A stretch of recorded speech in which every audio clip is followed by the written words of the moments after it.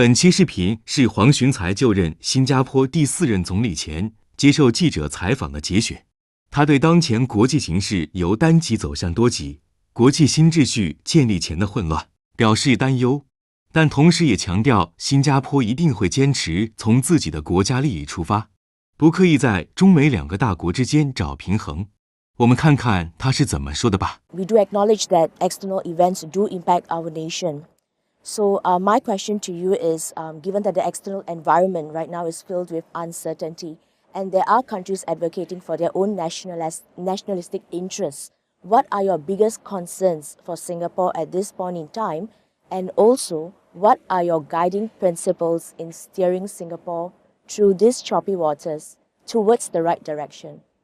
The external environment indeed is a big concern for us because even as we go about leadership transition and entering our next phase of development, we are doing so at a time when the world is changing.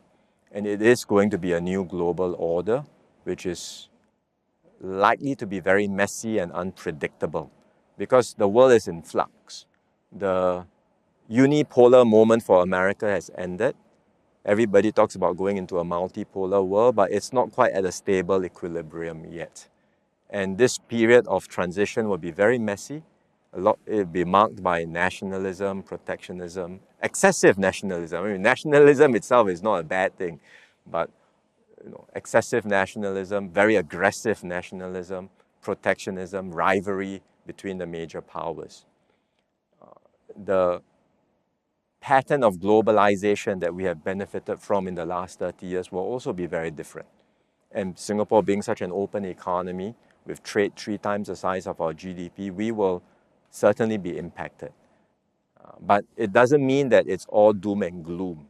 Because amidst this challenging environment, there will be opportunities and there will be silver linings in the dark clouds. Because Asia is still where I think the center of gravity of the global economy will be, in Asia. That's where most of the growth for the global economy will come from. And a lot of companies therefore want to be sited in Asia. A lot of international, multinational companies still want to have presence in Asia, and they want to diversify their exposure in Asia. Not just in China or any one single country. They would like to look at broadening their exposure, de-risking, diversifying, and therefore ASEAN becomes an attractive proposition. And that's why within ASEAN, Singapore also has, I think, a very high level of international reputation today. We are admired, we are trusted, and companies do want to do business out of Singapore to service not only ASEAN, but the wider Asian region. So if we make the right moves, if we strengthen ASEAN integration and unity, I think we can continue to thrive and excel even in a dark and troubled world. We still can make a good living for ourselves. Of course, navigating this new environment will require us to be more thoughtful, quite careful, to be nimble, and to find ways to not get caught up in the geopolitical currents.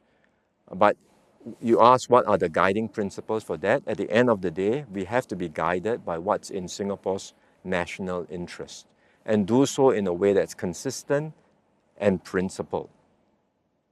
And that means from time to time we will have to say things or do things that some countries may not be so happy with. It could be China one day, it could be US another day. We are not here to find a balance between the two.